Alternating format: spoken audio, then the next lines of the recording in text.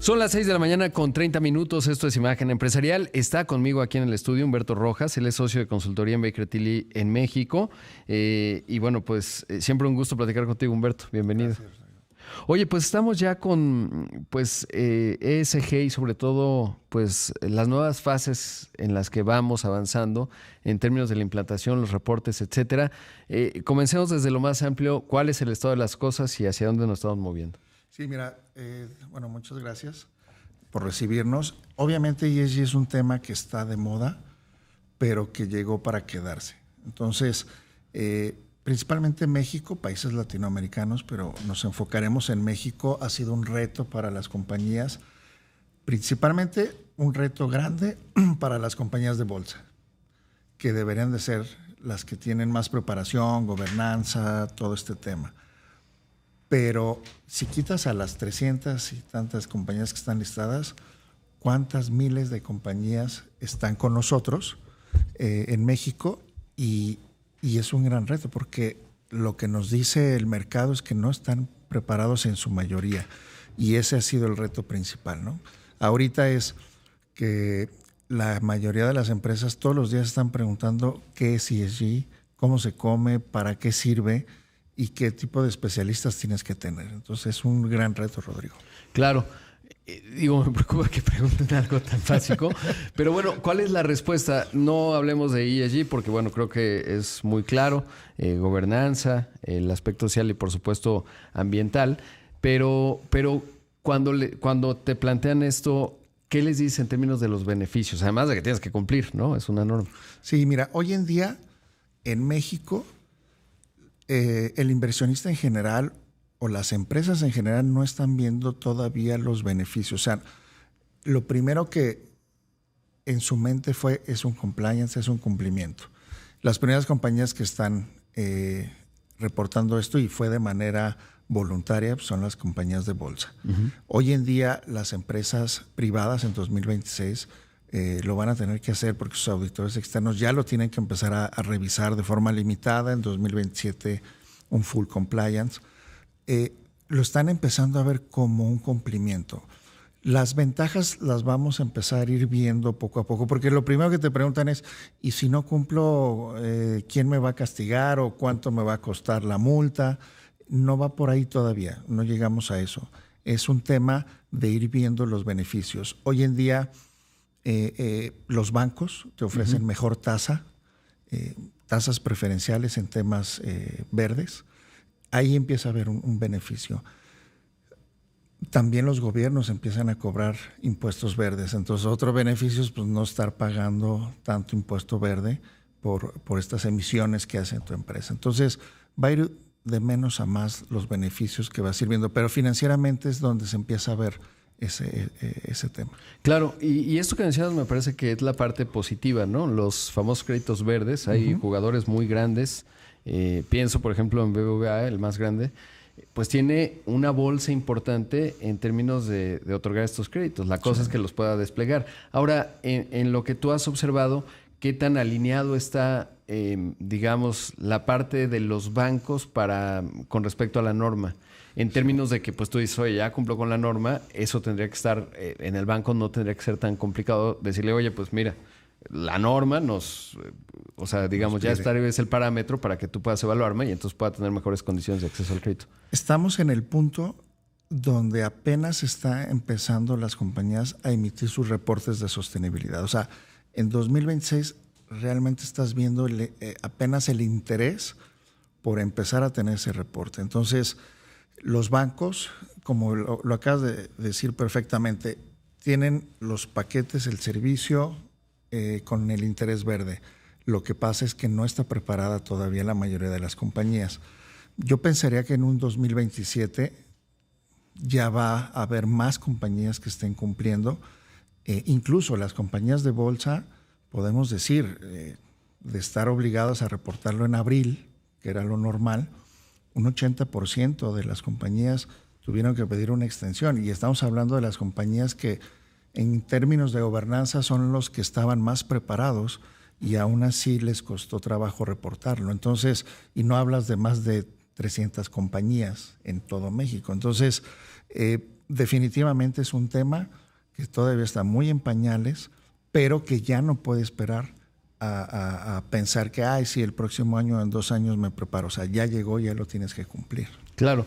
Ahora, ¿cuál sería un elemento concreto, por ejemplo, que tiene que considerar una compañía? ¿Haz de cuenta uno de los criterios de medición? ¿Cuál es uno? Mira, hoy en día hay 2 normatividades que realmente pegan contable y financieramente en México. Uno es la norma internacional, que son las IFRS, S1, S2, y otro es la norma NIS, A1, B1, dependiendo qué tipo de normatividad estés emitiendo tus estados financieros. Entonces, tiene diferentes temas. Vamos a pensar, lo que sí es que las 3 están enfocadas en 3 pilares. El tema ambiental, el tema social y el tema de gobernanza. Y ahí es donde empiezan los KPIs que tienes que ir reportando, tanto en tu informe como en las notas de los estados financieros. Entonces, esa parte es donde están empezando a recabar la información. La mayoría de las compañías no se habían dado cuenta, pero tienen la información regada en sus departamentos. Eso es donde están ahorita paradas las compañías. Claro. ¿Y cuál sería un KPI? Mira, en el tema ambiental, estás hablando de temas de agua, en temas de energía, en temas de emisiones de efecto invernadero, incluso alcance 1, 2 y 3, que bueno, no queremos hablar en México de alcance 3 porque todavía es llevar que tus proveedores y tus clientes tengan esta misma metodología cuando apenas tú la estás adaptando. Entonces, este tipo de KPIs son muy importantes.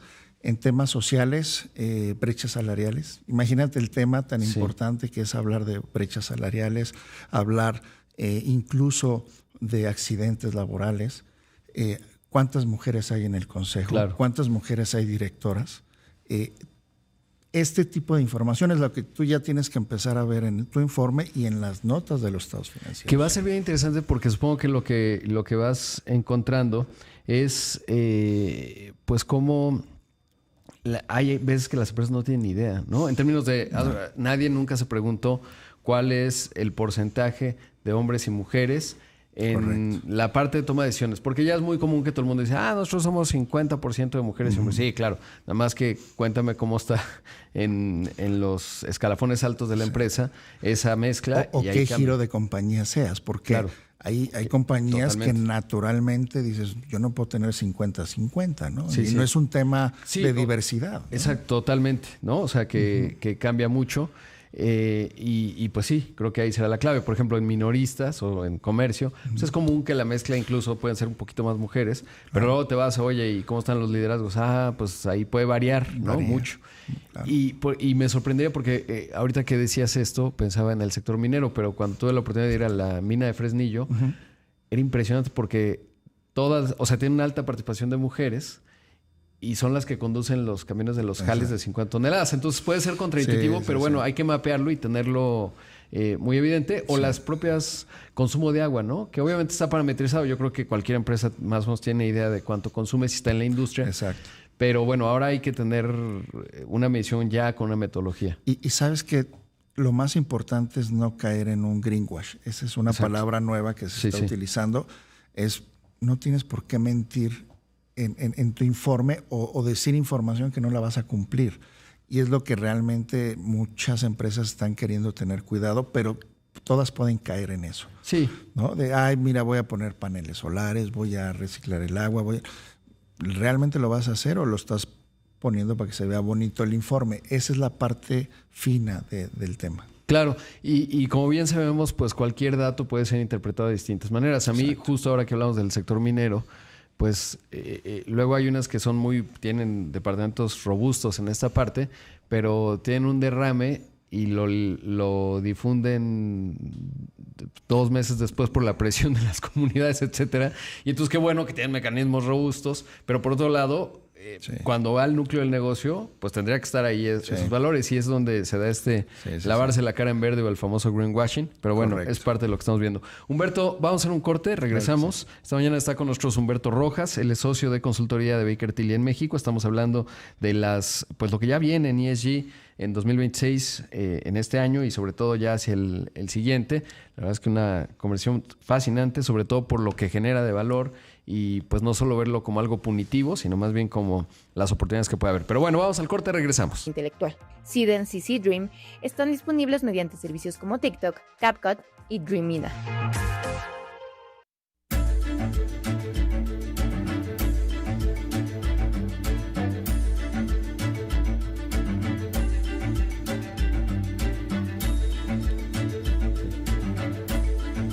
Son las 6 de la mañana con 44 minutos. Esto es Imagen Empresarial. Esta mañana está conmigo acá en el estudio Humberto Rojas. Él es socio de consultoría de Baker Tilly en México. Estamos hablando de pues el famoso ESG, que son las siglas en inglés de pues medio ambiente, el aspecto social y la gobernanza. Que en la gobernanza, pues ya también lo mencionábamos.